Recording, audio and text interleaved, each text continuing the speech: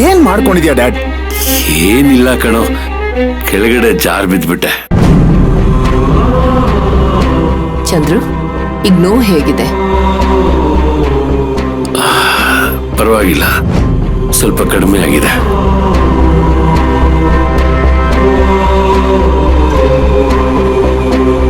ಮಯೂರಿ, ನೀನೇ ಕಮ್ಮ ಬರಕೋದೆ?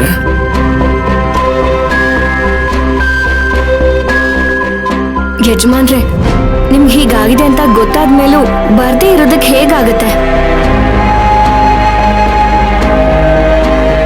ನಿಮ್ಮನ್ನ ನೋಡೋವರೆಗೂ ತುಂಬಾನೇ ಆತಂಕ ಇತ್ತು.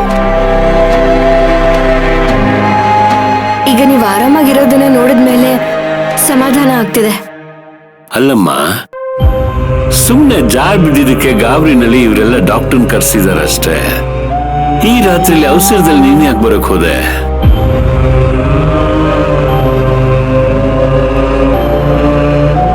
ಡ್ಯಾಡ್, ಅದನ್ನೆಲ್ಲ ನೀನ್ ಬಿಟ್ಟಾಕು. ಈ ವಿಷಯನ ನನಗೆ ಹೇಳ್ಬಾರ್ದು ಅಂತ ಯಾಕೆ ಹೇಳ್ದೆ? ಹೇಳ್ದೇನೆ ಹೀಗೆ ಓಡೋಡ್ ಬಂದಿದೀಯಾ? ಇನ್ ಹೇಳಿದ್ರೆ ಎಷ್ಟೊಂದು ಟೆನ್ಷನ್ ಮಾಡ್ಕೊಳ್ತಿದ್ದೆ ಹೇಳು.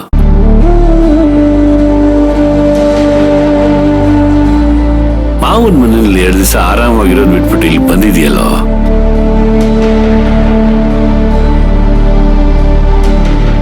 ಹೌದೌದು, ನನ್ನ ಮಗ ಅವ್ರ ಚಾಕ್ರಿ ಮಾಡ್ಕೊಂಡು ಅಲ್ಲೇ ಇರು ಅಂತ ಹೇಳ್ತಾ ಇದ್ದೀರಾ?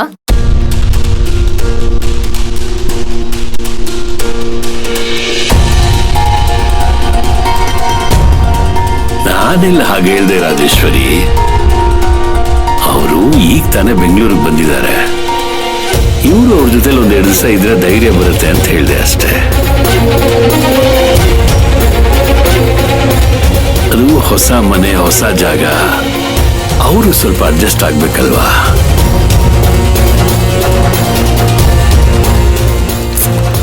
ಡ್ಯಾಡ್, ಇಂಥ ಟೈಮಲ್ಲಿ ನೀವು ಜಾಸ್ತಿ ಮಾತಾಡಬಾರ್ದು. ರೆಸ್ಟ್ ತಗೊಳ್ಳಿ.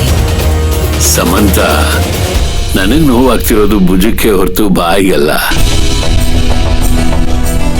ಮಾತಾಡ್ತಿದ್ರೆ ಆಗಿರೋ ನೋವು ಸ್ವಲ್ಪ ಗೊತ್ತಾಗಲ್ಲ, ಅದಕ್ಕೆ. ನೋಡು, ಇಷ್ಟು ಹೊತ್ತು ನಮ್ಮ ಹತ್ರ ಮಾತಾಡದೇ ಇರೋರು ಈಗ ಇವಳು ಬಂದ್ಲು ಅಂತ ಬಾಯಿ ತುಂಬಾ ಮಾತಾಡ್ತಾ ಇದ್ದಾರೆ. ಇವತ್ತು ನಿಮ್ಗೆ ಹೀಗಾಗೋದಕ್ಕೆ ಯಾರು ಕಾರಣ ಗೊತ್ತಾ? ಇವಳು.